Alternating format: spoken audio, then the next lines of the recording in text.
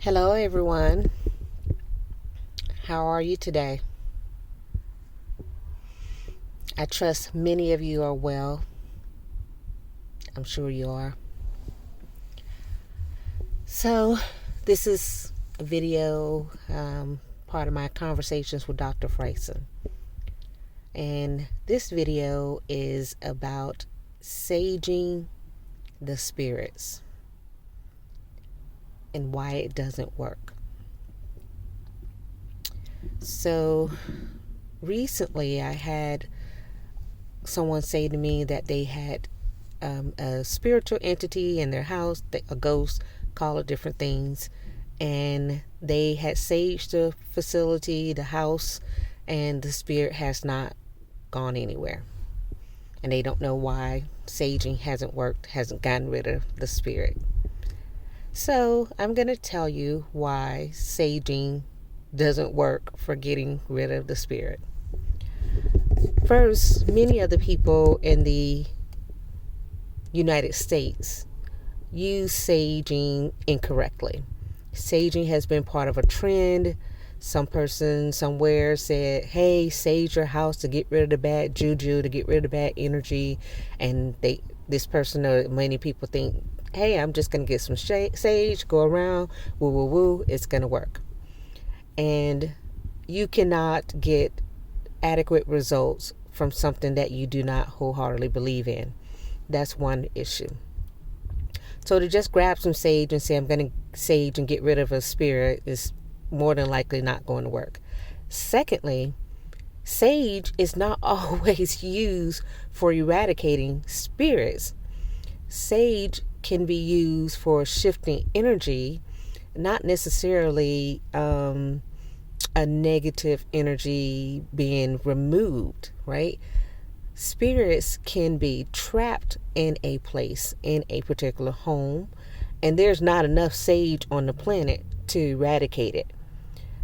In order to eradicate said spirit, you need for someone to actually do the spiritual warfare in order for that spirit to leave.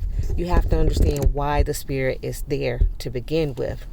So just grabbing some sage, going in the four corners of your house and saying a bunch of things that you saw online doesn't work. And that's why it doesn't work. And again, there's another thing about saging. Sage, traditionally, when it is made, when someone creates it for use in a spiritual practice, is normally created with an intention. What we see today is the sage is so commercialized. There's no power in the sage.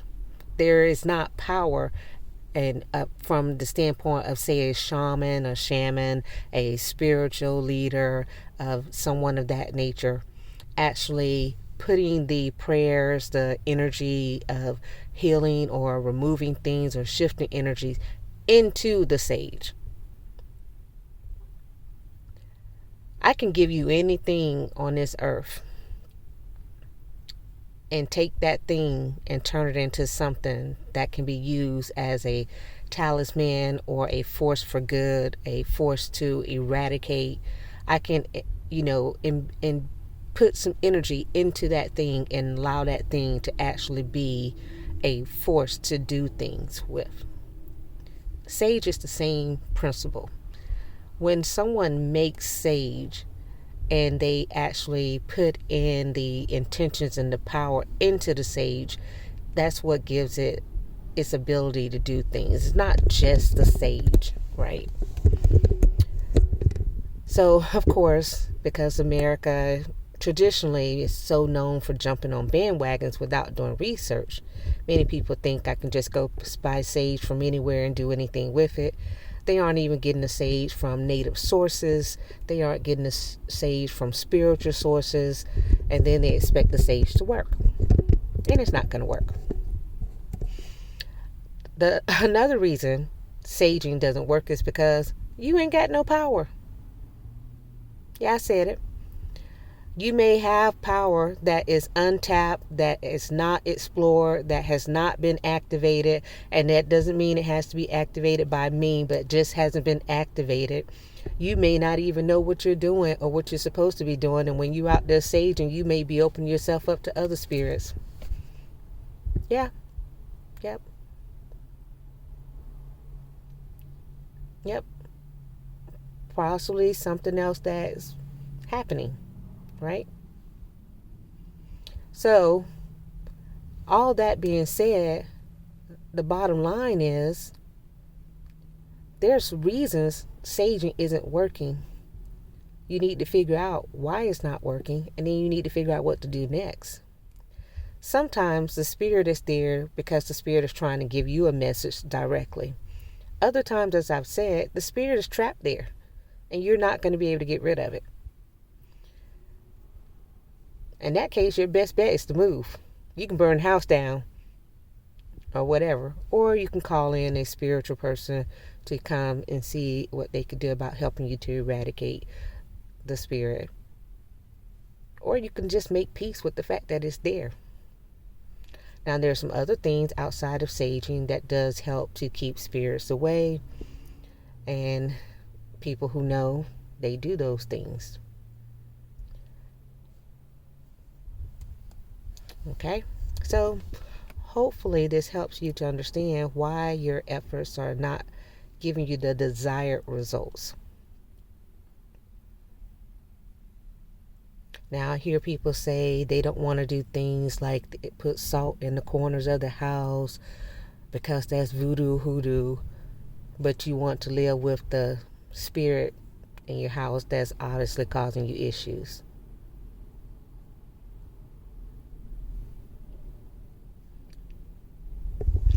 So, anyway, all right, I hope this message was helpful for someone, gives you some insight as to why it isn't working, whatever you're trying to do, saging.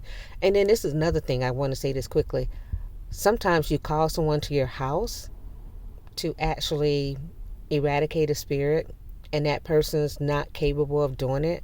And instead of telling you that they aren't capable of doing it, they take all your money, and then you have no results. People have to let you know if they're honest, true spiritual warfare person. They should let you know that there's a possibility they can, there's a possibility they can't, and what to expect and how to know if they are going to be successful in eradicating the spirit. They should also let you know what to expect or how to know that the spirit is no longer there. Lots of different parts to it. So, all right, then, I guess I'll go on to my next message. Have a great one. Bye.